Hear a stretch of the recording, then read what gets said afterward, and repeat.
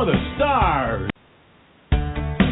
Home of the stars. Through the airwaves and on the big. Home of the stars. Through the airwaves and on the big screen. Coming to you live from Hollywood, it's Rated G Radio with your host, Garrett Miller.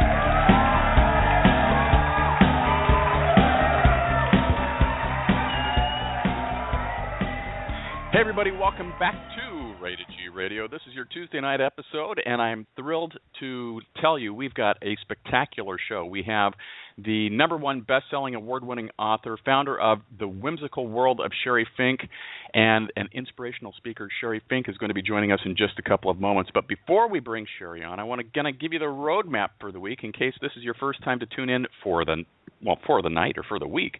Last night on the show, we had celebrity chef John Polk talking about his 50-pound weight loss this year and his journey from going from a celebrity chef that eats a lot to a fit celebrity chef that is still making delicious dishes. So I encourage you to check out the replay on YouTube.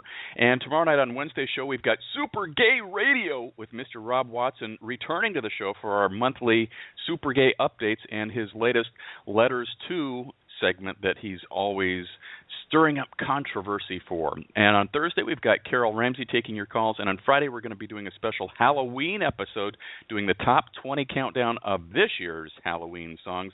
You wonder where Which Sister's Halloween is going to place in that? I don't know. But I made the list, so you can take a wild guess what might be #1.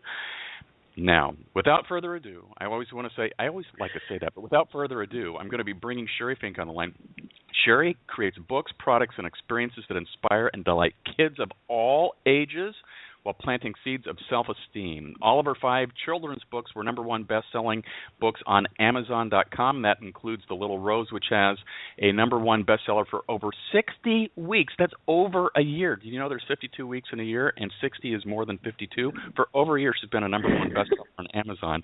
And I'm going to go on and on and on, but I don't want to embarrass her and have her leave the line. So I'm just going to say, Sheri, welcome to the show. Good evening. It's a pleasure to be here. I am so excited to actually get a chance to talk to you. I met you very briefly. I always do the 6 degrees of separation from Kevin Bacon. And I got the chance to meet you very, very briefly at the Southern California Writers Conference this past month, courtesy of Jeff Michaels and Jill and all the other people that were there. But we got a chance to visit, I think, after the conference was over and everybody was sitting around having lunch. But I just said, hi, I want to take your picture with, all these people. And you were like, who is this guy? And I said, it's okay. And then afterwards, we connected on social media, and it's like, wow, we've got Sheri Fink. She's like this phenomenon. And I'm so excited that you've taken out of your day to be here. Thank you. I'm excited to be here. So before we get to because we're really here to talk about your new project called Cake in Bed, and we're going to talk all about that. But before we do that, I need to know all about your journey as a writer and how you ended up with all these books on Amazon. This is really cool. Where did you start? Probably like most writers, I started randomly. I accidentally became a writer and an author initially. I was in the corporate world for over 12 years, and I did online marketing.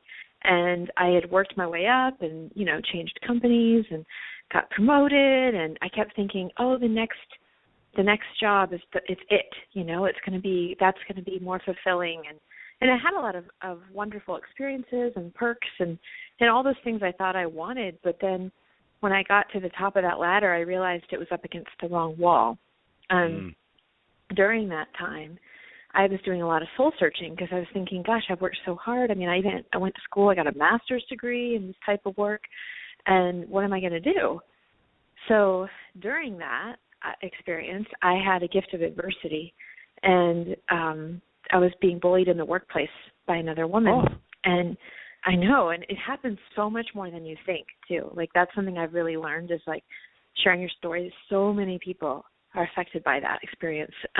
But I was being bullied, and I had tried everything. I was just feeling like so desperate to change a situation, but I'd worked too hard to run away, So I was driving to work one day, and I was crying, and I didn't want to go, and I was like, God, this isn't me. This isn't like me at all. And I just had this moment of surrender where I thought, I will do anything to make this situation better. And at that moment, when I had no more ego about it and I had surrendered, I had this idea come to me about a little rose that grows up in a weed bed and thinks that she's the weed. And then, I know, it was so powerful. It wrote through me in the car.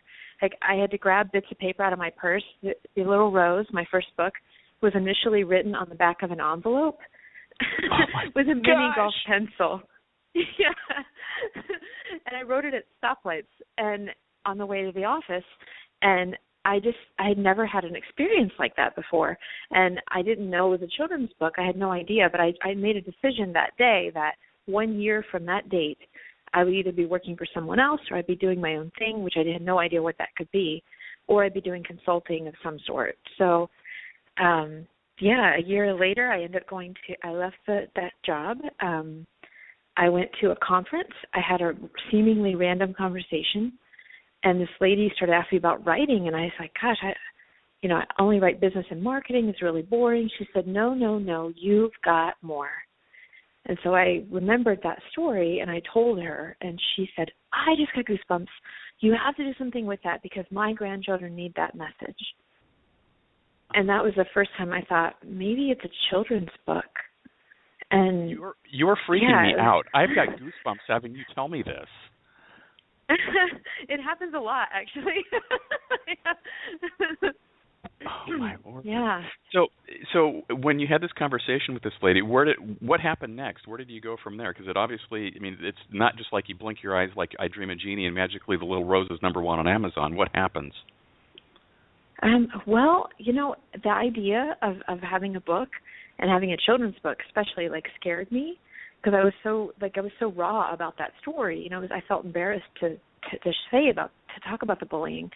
And yet I had this feeling about it. That juicy, delicious, I can't stop thinking about it feeling? I had that. And it was so tantalizing. And I thought, gosh, what if I could take that experience and make it into something really powerful for kids so that maybe they don't have to go through the struggle that I went through? And when I got home, sorry, go ahead. No, I'm just I am just loving this story. I had no idea, because you don't really know, because it's adults that write kids' books. And there's probably all these fantastic stories behind them, but you're the first children's author that I've ever had on the show in 4 years. So this, knowing the backstory of how this all comes about is really fascinating to me because you just think you're going to pick up, The Little Rose and, here's this cute little story, but there's really this, drama and intrigue that happened behind it.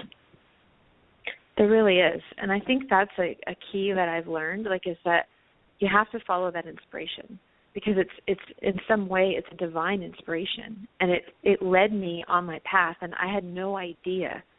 When I was little, I made my own books all the time. I was always in my own little world. I was creating, all kinds of things.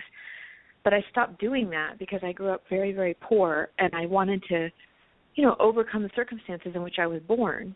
So I thought, I'll do really well in school, and that'll enable me to go to college. No one had ever gone to college in my family. So I focused so much on that, I let go of all the creativity, and then I had this explosion of it after that incident. And, I got home from that conference, and I couldn't stop thinking about it, and I thought, you know what, why not? Just do it. Just try. Just go for it, even though I was so scared. And I did it really fast. I chose to go independent because I knew if I had taken the traditional route, which takes so much longer, I would chicken out. And I had so much passion behind the story, I needed to get it out quickly because I wanted kids to know now. I didn't want to wait 3 years when the market was right and all that jazz. I wanted to get it out now so kids could know how precious they are and not to settle for less than what they deserve. I really wanted them to know that. So within 6 months, I published the book. And 2 weeks later, it went #1 on Amazon, and it changed my entire life. Oh, my gosh. I'm so excited for it. Okay, okay, so you wrote the book, and I don't want to I want you to kind of go through the process, because you just say, oh, I just wrote this book, but I'd love for you to tell us about the process. But also then, how do you go from writing the book to say, okay, for a children's book, we've got to have some really cool pictures and drawings and animation here to bring the story to life for kids. How did you pick who you worked with for that? Oh my gosh. So everything, once I got on that path, once I decided I'm definitely doing it, I started being very bold. I started getting out and asking people like I never did before. I was out of my comfort zone every single day, just like I am now. It's just a whole nother level now. But I started, like, when I knew I needed an illustrator, because a children's picture book, I think it's 50-50, right? It's 50% illustrations, 50% writing. So I knew that was really critical, and I have a bias toward quality work. I only want to create the best. That was really important to me. So I started asking everyone I knew, who do you know who illustrates books? Who do you know who does art? Who do you know who might be interested in this project or know someone who could be a good fit? And because I had helped so many people in my corporate career and never asked for anything, people went way out of their way to try to connect me with artists. So I ended up interviewing 8 people who were recommended to me, and I basically told them what I was doing. I gave them the story. We talked about how even in the heartbreaking moments, I want it to feel hopeful. I never want that child to feel abandoned by the story or the character. And it was interesting what I got back, because I asked for character sketches, and the rest of them, you could just tell they weren't it. It just wasn't it. And then the woman that ended up becoming my illustrator, Mary Erickson Washam, she not only did a character sketch, but she did a thumbnails of the entire story. So a little sketch, and I could see it and I could feel it, and as soon as I got it, I just started crying. I was like, oh my gosh, I found her. I will do whatever it takes to work with her. And I didn't know what I was doing, so so I basically asked a lot of questions, and I learned as I went, and we created our own little partnership the way that we wanted to work together, and it was just so beautiful. And yeah, that's pretty much how everything worked for me, is I just asked, and then the right person felt it. I knew it when I saw it, and I went with it. And it was scary, and I was investing my own money in it, so I was doing something completely different and sounded bonkers to the people I worked with in the corporate world. But I'm okay with that. I had a vision. I'm telling you, I love the story here. So when you released this on Amazon, what kind of PR did you put behind this to get this to go to #1 in 2 weeks? Because at that point, you're an unknown. You've never done anything like this before, and all of a sudden it goes boom to #1. That is a spectacular story in itself. But what happened? Did you know tons of people, ask people to write reviews? What did you do? Well, it's funny is I kind of launched it quietly, because I was planning to do a big launch in July. It came out March 22nd, 2011, and I was planning a big launch for July. So I wasn't really doing major marketing, no advertising, none of that stuff. But what I was doing before the fact was I was going to all these events. Like anytime I'd have an opportunity to go and speak or to meet people, I would go and I would share my dream. I'd say, I'm Sheri, and I'm working on a book that's going to help kids with their self-esteem, and I want to be a best-selling author because I feel like that's going to get the book into the hands of more kids. And I was so scared. Like every time I did that, my knees would be shaking and my voice would be quivering. I wasn't really, I was sure it's what I wanted, but I wasn't sure if other people would be receptive, and nobody laughed. Like people were like, oh, okay, well, I know this person. Why don't you talk to that person, And so I had all these amazing calls with people who were best-selling authors, and, sometimes they would just be 15 minutes, but I would ask them, what did you do that worked? What would you not waste time on? And then based on the goal that I have, who else do you think I should talk with? Oh. And those were my questions. And so when the book came out, when I did a soft launch, when it was available on Amazon, I sent out an email thanking all the people again. I had already sent them thank you notes, but I just said, my dream is coming true because of you. And here it is on Amazon. Like, can you believe it? And those people, without any prompting from me, ordered the book and shared it with people. Oh. And I could never predicted awesome. that. Yeah. So people, like amazing people, made that dream come true.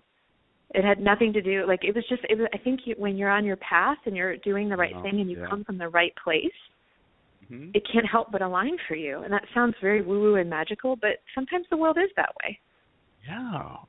Well, okay, so you have this best-selling book. You've probably, gone off to Bora Bora for like months of just relaxation and just, hanging out while your book is number one, and you just sit back and just let it all roll in.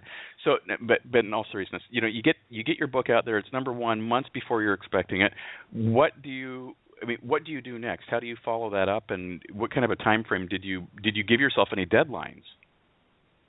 Oh, yeah. I'm very deadline driven because I'm running this as a business. So I want to make an ROI on things. It's a very artistic, creative side, but then there's also a very strategic aspect to it. And I've learned, like, over the past 5 years to be more disciplined with the timing of things. And I thought, okay, I have a number one best-selling book, and now I'm going to help kids with their self-esteem, check the box. Like, that was my goal. And then within, like a month of that book coming out and doing PR constantly, I mean, even now, like, I have media interviews every single week.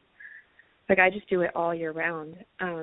Anyone that wants to talk to me, I'm happy to talk to them. So it's a lot of work. It doesn't...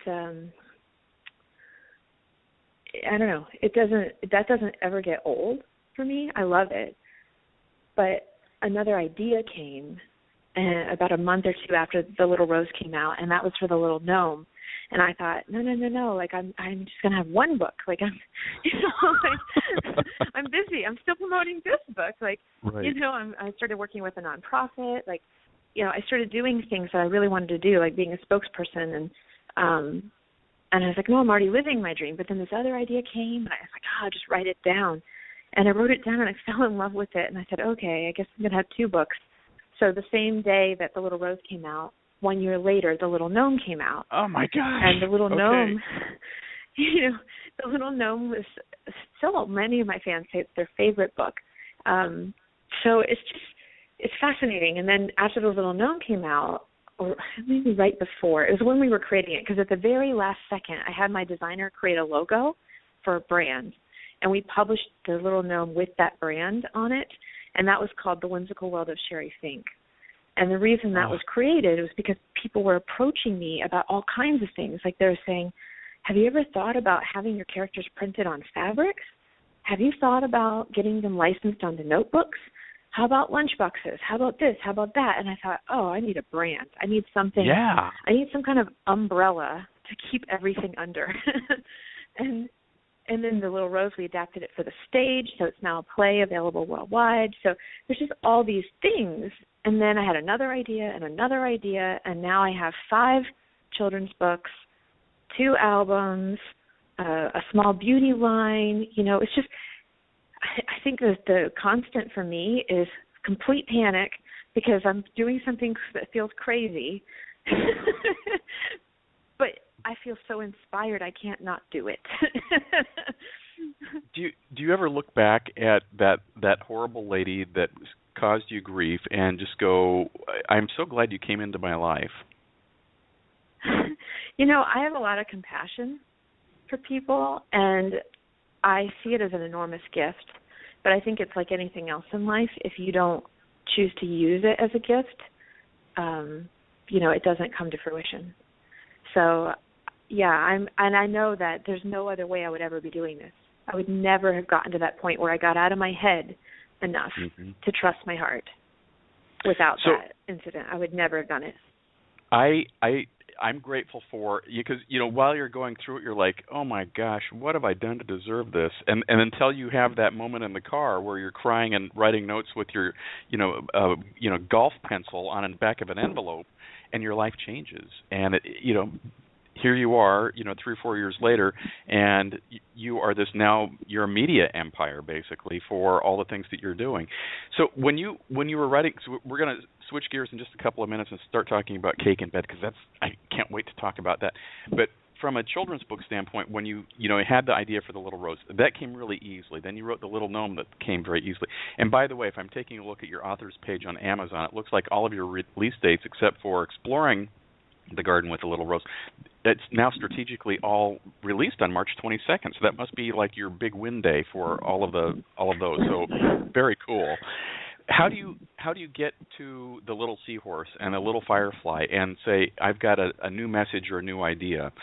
Where does that come from? And what's your writing process like? Because the first one came so easy. How does book 2, 3, 4, and 5 get onto paper for you? Well, for each of them, I saw the character first. Okay. Like I knew, like the little gnome, I could see his face. I could see he's like a little boy, he's got the rosy cheeks and the yellow hat, and I could just see him. And the fireflies, I was just thinking about, when I was writing The Little Gnome, it's about seasons and about adapting to change and looking for the good even if you don't know what's going on. And I was thinking about the 4 seasons I grew up with when I lived in Virginia, and now in California we have a much more subtle transition of seasons.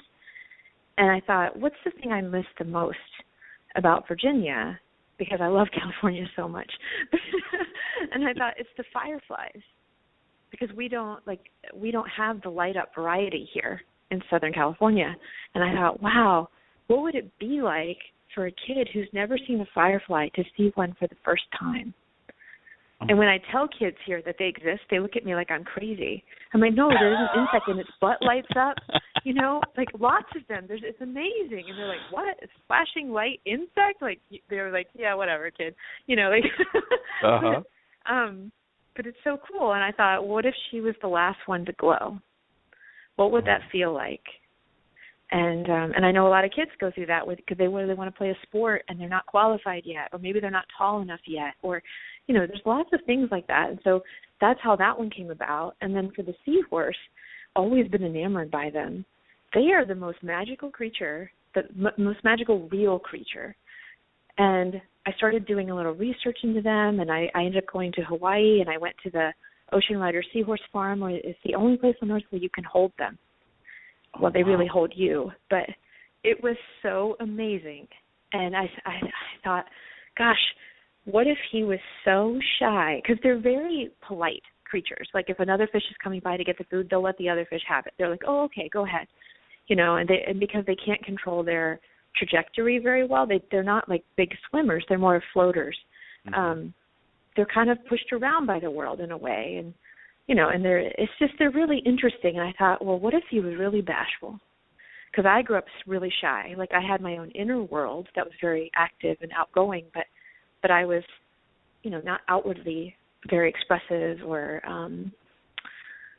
talkative or anything like that. So I thought, well, what if this little seahorse wants to bring a gift home for his mom, and he's afraid to speak up.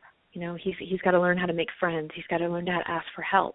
And so that's how Little Seahorse came about. I think I need to go buy all of your books, because each of the books, you have a message that I need to hear. So I'm going to have to go read these after we get off the air today. So thank you for sharing the story of that. But so now you've written all these great kids' books, and you are very successful in doing this. Again, #1 for 60 weeks. Every book has been #1 on Amazon, worldwide acclaim. You've been on... you're compared with Dean Koontz for top 3 authors in the local area, Readers Awards, all that kind of stuff. So how do you say, you know what, I'm going to go from writing, cute kids books with a meaningful message to writing an adult novel? It's something I never thought I would do. If you told me 5 years ago it would go that direction, I wouldn't have believed you. But something happened, I guess 3 years ago, I got divorced. And I just had this experience of dating in Los Angeles, or dating period, for the first time ever as an adult, because I didn't really date much as a teenager. And it's so interesting. And I had some experiences that inspired me to think, gosh, there's got to be a deeper meaning here. And I ended up, one morning I had a business call, and I woke up like 15 minutes before, which is very unlike me. And I thought, oh my gosh, I'm going to be on this call for an hour and a half. I have to eat something. I run upstairs, and I'm like, what do I have? And I remember the day before I had just decorated this huge mermaid cake. And I thought, let me just get some cake. So I put the cake in the thing. I ran back downstairs. I get on the conference call. I'm in my pajamas, in the bed, with the covers up, balancing the bowl of cake, right?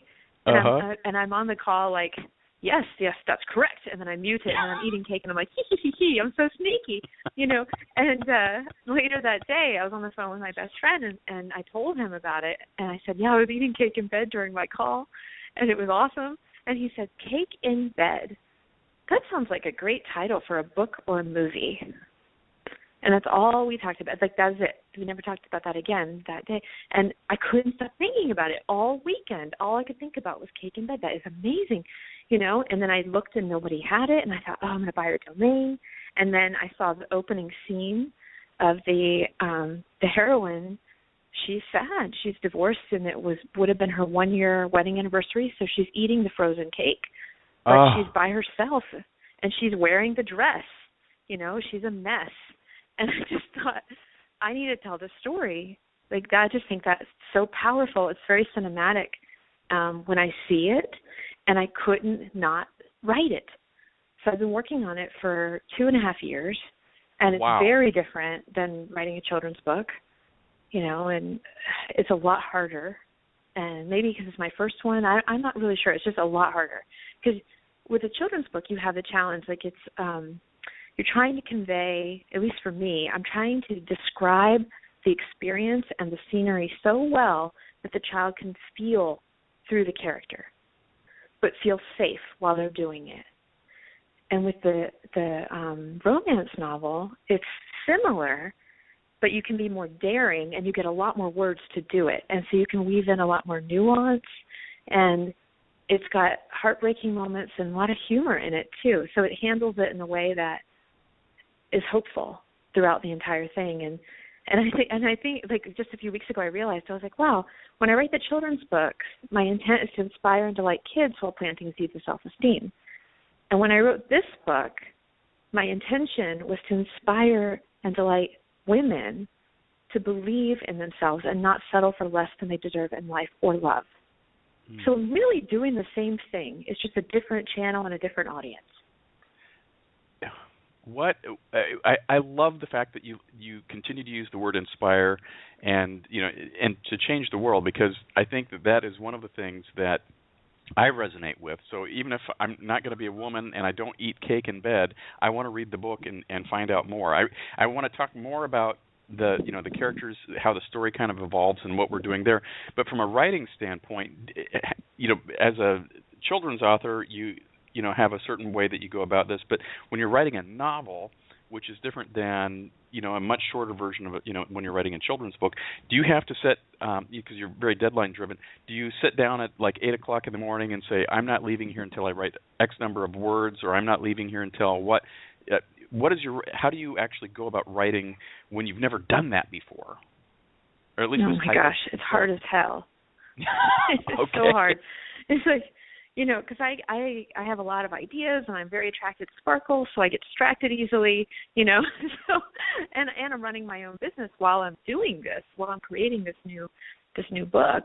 So, for me, what I ended up doing was, first I only wrote when I felt inspired, and that was the first 2 years. And I didn't make very much progress. I'd hear a little dialogue in my head, like while I was in the shower or something, and then I would write that down. Or I'd see a scene, and I'm like, I got to capture that. So I'd write all that down. But it took forever, it felt like, for me. And so earlier this year, I decided this is the year. In January, I was like, this is it. It's going to be finished this year, whatever it takes. And then I set a deadline of August. I said I will have it written by August. And what I ended up doing was looking at my calendar and clearing everything that wasn't a huge priority.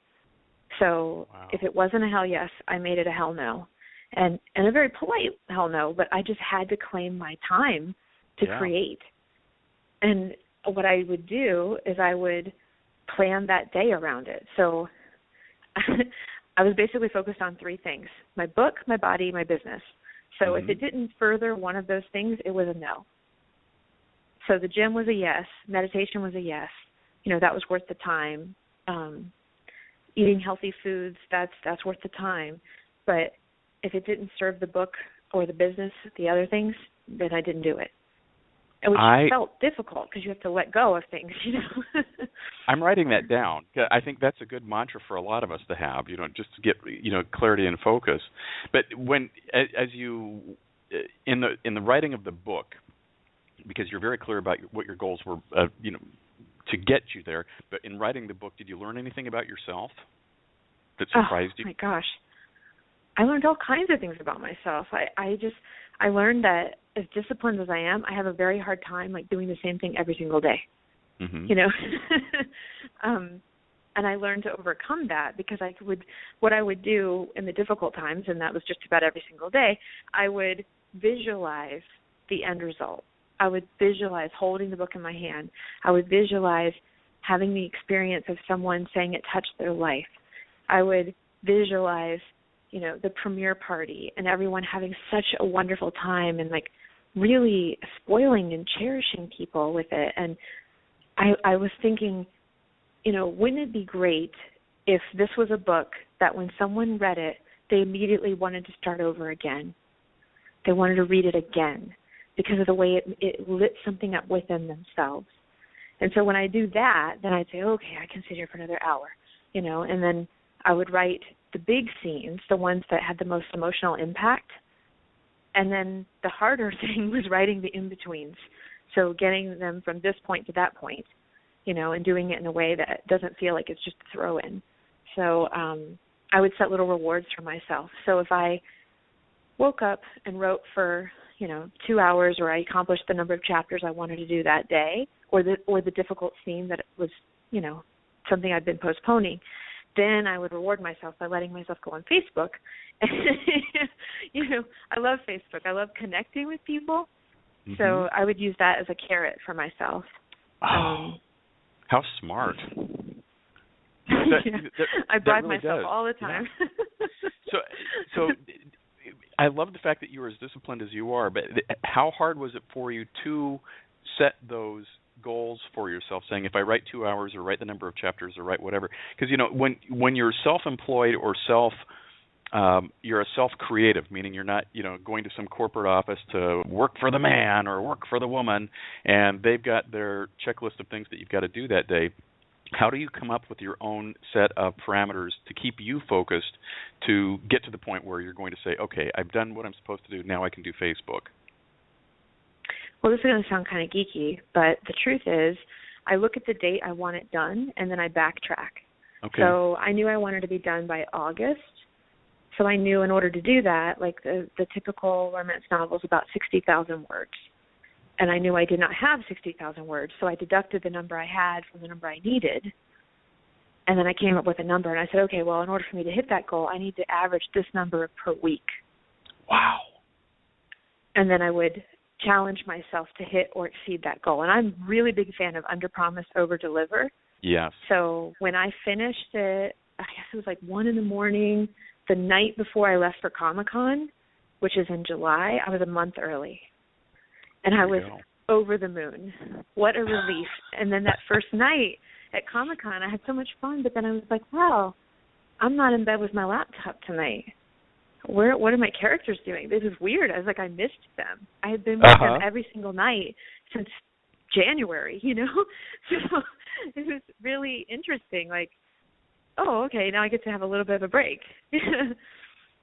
So when you wrote the book, Cake in Bed, and we're going to talk about the campaign that you've got, all of that coming up, so everybody stay tuned because you're going to find out some really cool things that you can get by supporting the cause and pre-ordering your book, Cake in Bed, by our VIP guest superstar, Sheri Fink, today. But do you, as a writer, it's really a two-part question here, Sheri. Did you know from the time that you were writing that opening scene, did you know what the end of the book was? That's number one. And then number two, What do you do when you get stuck in the middle of the stuff? Well, I knew I don't want to reveal anything. No, so don't reveal anything. So, don't tell us anything. I knew the end scene, but I didn't know how it was going to get there. Okay. But I could see the final scene in my mind, yes.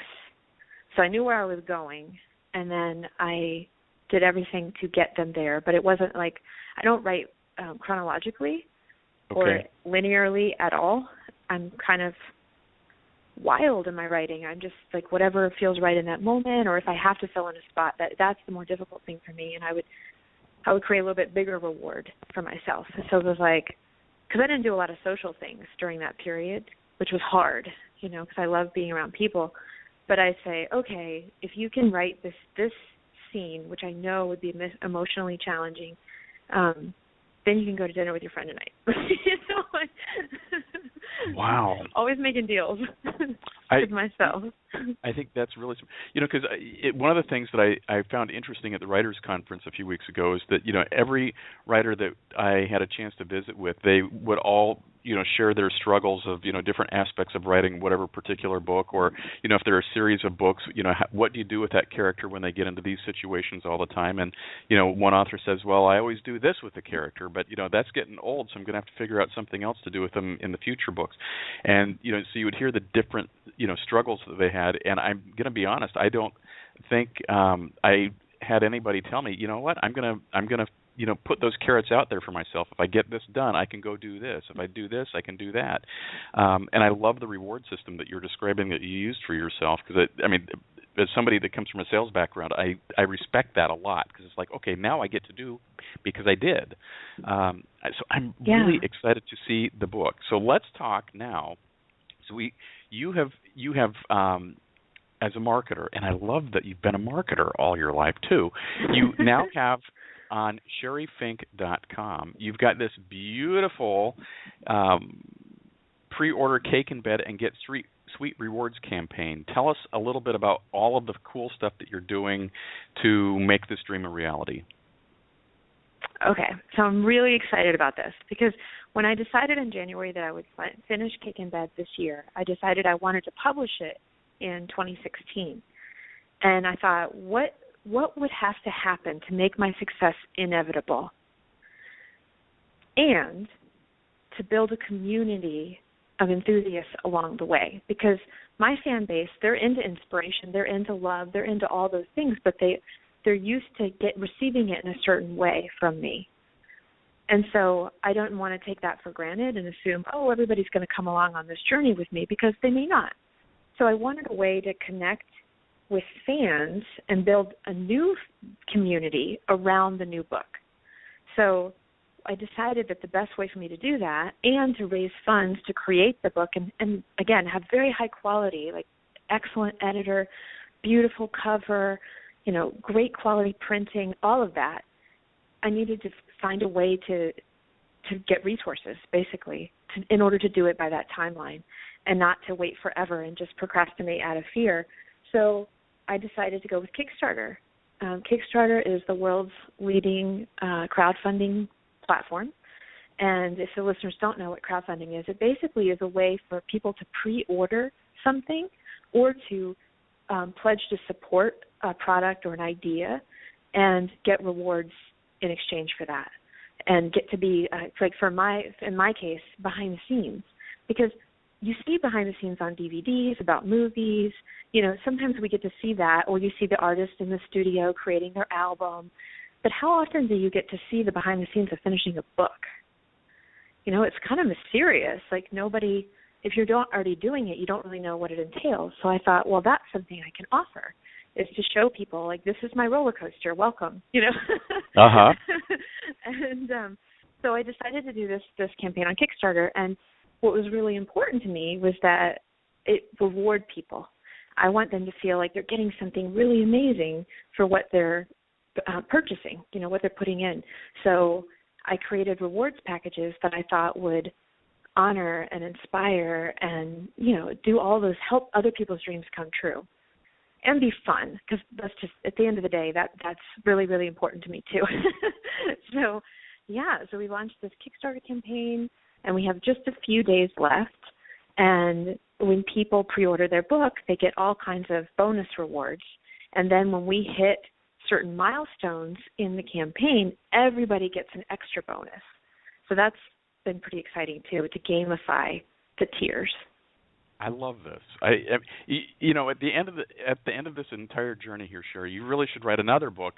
How to market yourself as a writer or an author, or creative ideas, because I think you're totally on the right track. I'm looking at your Kickstarter page right now, and you've got a ton of money that's already been pledged. You're really close to your goal. I'm very excited to see that.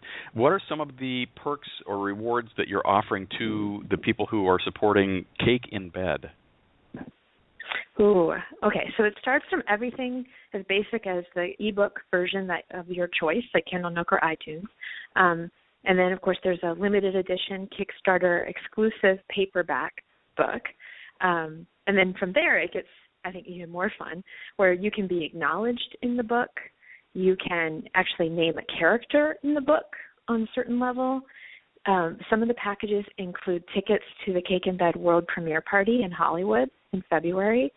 And that, oh my gosh, it's going to be so magical. I can't reveal the details, but I can't wait. It's going to be so amazing. And we already have half the tickets accounted for. So that's been incredible too.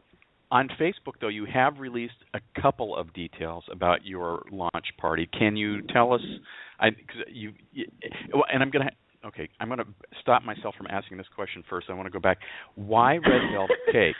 Because I thought that was, other than the fact that it pops in the picture, is there a reason why that you selected red velvet cake for the book? You know what? There's something about red velvet. It doesn't look like, from the outside, it looks like a normal cake. Mm-hmm. But then when you cut into it and you taste it, it's like, it looks different. It's distinctive, but very different, and not that common in certain parts of the country and certain parts of the world. Like, it seems to be a more southern U.S. thing, and I grew up in the South, so that was a part of it. And then when you taste red velvet, it's like a delicate dance between chocolate and I just don't know how to describe it. It's like there's something very special about it. If someone puts a taste of red velvet in your mouth, you know it's red velvet, right? There's no other cake that tastes like that. Right, and I thought that's like my main character. She may look ordinary, but she's not. But she has a lot of depth to her, but not everyone can appreciate that. Only people who are, and I thought that's the perfect cake for this. And Cake in Bed has a lot of other meanings. Of course, it's a very sexy book, but at the end, like the very, very big picture, like it means absolute bliss. And I believe everyone deserves that. And I think we create that for ourselves, and that's something that my character learns along the way. So as far as Cake in Bed goes, you've got this really fun thing that you're throwing out on social media right now about taking pictures in bed with cake. Can you tell us about that? Yes. Okay, so I'm calling it My Cake in Bed Moment, and the way it works is that you take a picture of yourself with cake in bed, and it can be as fun or as flirty as you want it to be. Actually, Garrett, yours is one of my favorites. It's so amazing. But you just take a picture of yourself with cake in bed. It could be with your friends, could be with your spouse, could be with your dog, could be solo. People are very creative, and I love that. And then you post it on social media with hashtag Cake in Bed and www.cakeinbed.com. And then after October 31st, which is the end of the campaign, I will randomly select a winner, and the winner will receive 2 VIP tickets to the world premiere party. And that's going to be really, really sweet. Cool. Okay, so that's my full circle back to the VIP party. I know that you said that you can't release a lot of details, but on social media you have shared some of the things that are going to be happening. Can you kind of give us a rundown on an overview of what's involved, also what tickets are going for, and how people can, basically support the cause or find out more? Absolutely. So when you first arrive at the event, which is in an undisclosed location right now, but it will be in Hollywood, you will walk the red velvet carpet. There will be photographers. There will be lots of opportunities for photo ops. There will be basically everyone that walks through that door is going to feel treasured and loved and adored. Everything that night is geared toward that, to spoiling the attendees. There's going to be a sweet swag bag. There's going to be food. There will be, of course, cake. There will be champagne. There will be lots of pampering. And then there will be a reading from the book. But the focus is really on making everyone there feel so decadent and alive. And my theme is going to be very old school Hollywood glamour. And we may have a few special guests. There will be entertainment, and probably of the musical and dancing variety. And I'm just so excited. I can't wait. This will be so much fun. I can't wait to see all of that come about. Going back to the Kickstarter campaign, we've got probably about another 5-7 minutes left in our hour today. I just want to kind of go through the pledges or the rewards for the listeners here. Because again, you can go out and spend a lot of money and get like the super deluxe version of everything, but you can get a pledge for $2 or more and have a great experience there. The next level is $12. You go to $25, $65, $100, $250, $500, $1,000, $2,500, or $1,000. So from $2 on, you can help support Cake in Bed. There's a link on the show page right there for you to see. It will say, visit the Kickstarter campaign. Just click here. Everything that you need to click on is hyperlinked for you. So you just click those links, and it's going to take you everywhere. And I will strongly encourage you to go support this because this is cool. I will also let you know that Sheri's books that she's written that are on Amazon are also featured on the Rated G Radio Superstar swag page on Amazon. There's a link for that there. All of her books are prominently displayed on page 1. We've also of the book category, but I've also created a separate category now just for children's books. And right now Sheri's books are right there, so you just go bing, bing, bing, bing, bing, and you can buy them all tonight and have them sent to you. So I'm going to encourage you to help support the cause there as well. Sheri, as we get ready to kind of wind our time down here, outside of writing, I'm not going to ask you anything like too personal, but outside of writing, what are you really passionate about? What do you like to do? I love having adventures. I love new experiences. I love live experiences, especially like concerts and sporting events and anything where you can be there and feel the energy of the crowd and the excitement. Comic-Con, that's one of the things I love about that. People are so passionate, and I just love great entertainment, especially things that uplift people. Like I love to read uplifting things. I love to feel inspiration. I love to create. I love to paint. But my favorite thing of all is connecting with people. That's absolute bliss to me. So, all kinds of things.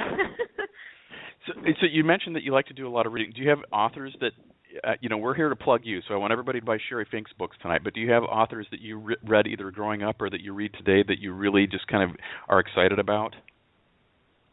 Oh, my God, yes. It's a nonfiction book, but actually not just one book, multiple books. Jack Canfield, he was the co-creator of Chicken Soup for the Soul. Yeah. He wrote The Power of Focus, The Success Principles. I just can't get enough of him. He ended up becoming one of my mentors, and he's probably the person that's had the most profound impact on my life from his teachings. I love his work. What another one would be I love Jack Canfield, but what about his writing or what about his message just grabs you? He is authentic. He shares his soul, and not just in his writing, but in his teachings too. He will tell you the mistakes he made. He doesn't pretend to be, some superstar up on a pedestal. He will take himself right off that pedestal and tell you how human he really is. And I love that about him. And you get the sense through his writing as well, is that he believes in infinite possibilities. He doesn't think that oh, it's possible for this person and not for that person, or that person's wrong for doing it that way. It's more like, no, there's enough for everybody. There's abundance in the world. Let's create more, and let's lift up other people too. And I think that message is really clear in his book, The Aladdin Factor, which is all about learning to ask and let go of attachment to the outcome. Very powerful. Well, but that also just kind of mirrors. Do you think that you resonate with Jack Canfield because that's really kind of a similar message of hope and inspiration that you give to others?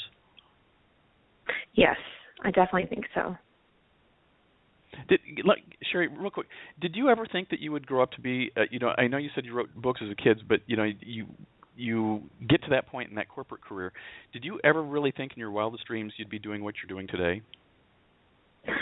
No, I mean, I was pretty shy.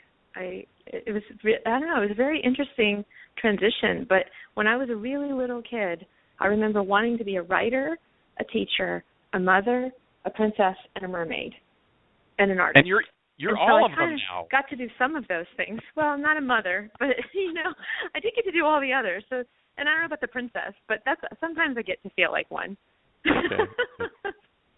So as we get ready to wrap up our time with you today, again, all of the links are right here on the show page for you to go and click and do all of that. But for anybody who's listening either just by telephone, because we get a lot of folks that are doing that tonight as well, or you're listening across the pond on Chat and Spin Radio or Westar Radio Network in the UK, tell us, Sheri, how you'd like people to connect with you on social media and become part of this community that you're creating.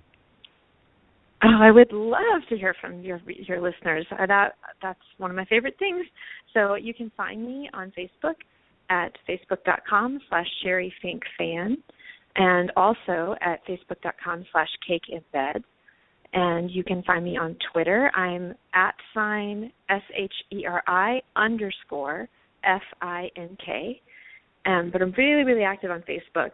And you can find me at my website at www.sherifink.com. And also, of course, you can pre-order Cake in Bed at cakeinbed.com.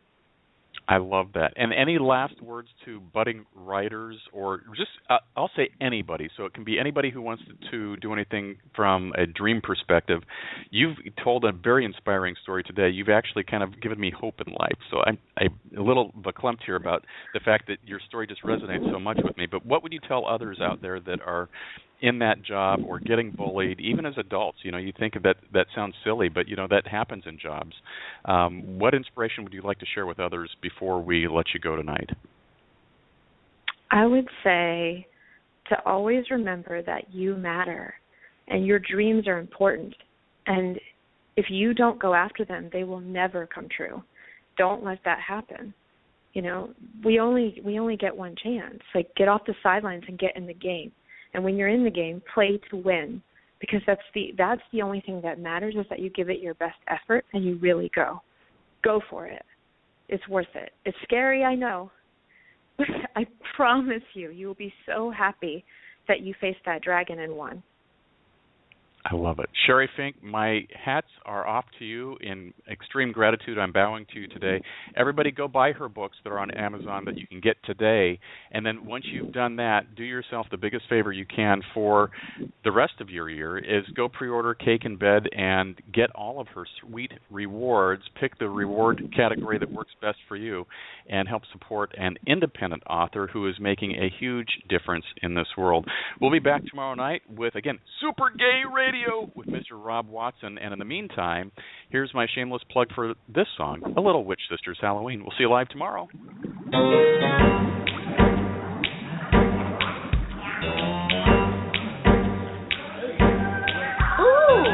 what do we have here? Met three sisters on the beach, alone that Friday night. Gathered near a campfire kiln, their fire burned so bright. They each got up and took their turn, looking me up and down. Can we trust him? Can we tell him? They would circle round. The harvest moon above was full, which showed their scary smiles. Come sit with us, the three agreed. You'll want to stay a while.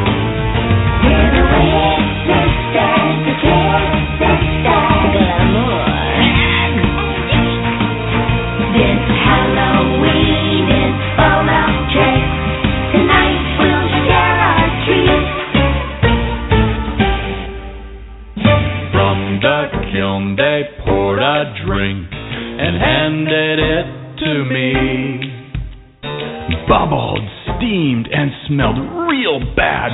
Drink fast! That is the key. Glamour told of fading stars whose looks laid claim to fame. Under knives now mummified, as plastic surgeons blame. Hag laughed out and spit a tooth when names began to drop like zombies of apocalypse in Hollywood. That's hot. Jinx went next and shed her hex upon some movies made. You can't cast witch without the kitsch. Their empire soon would fade. There's a witch sisters, the kids sisters, glamour. This Halloween is full of tricks. Tonight we'll share our treats. We're the witch sisters, the kids sisters. The stories we will tell. In Hollywood, empires drink loud, and the zombies sure do smell.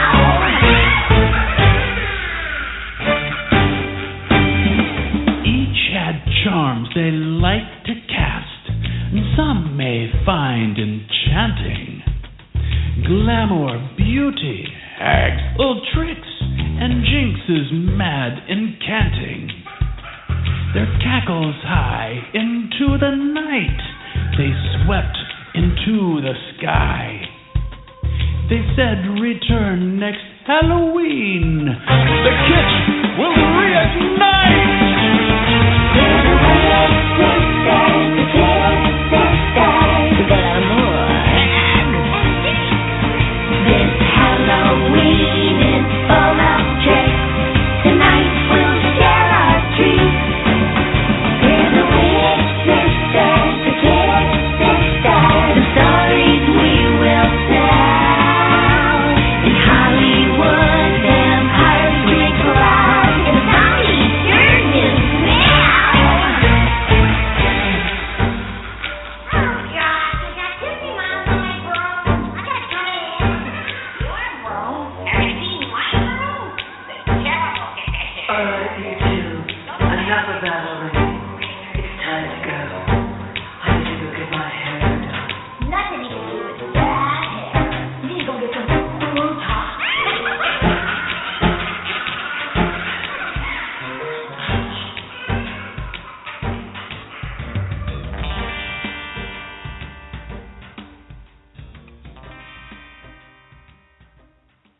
You've been listening to Rated G.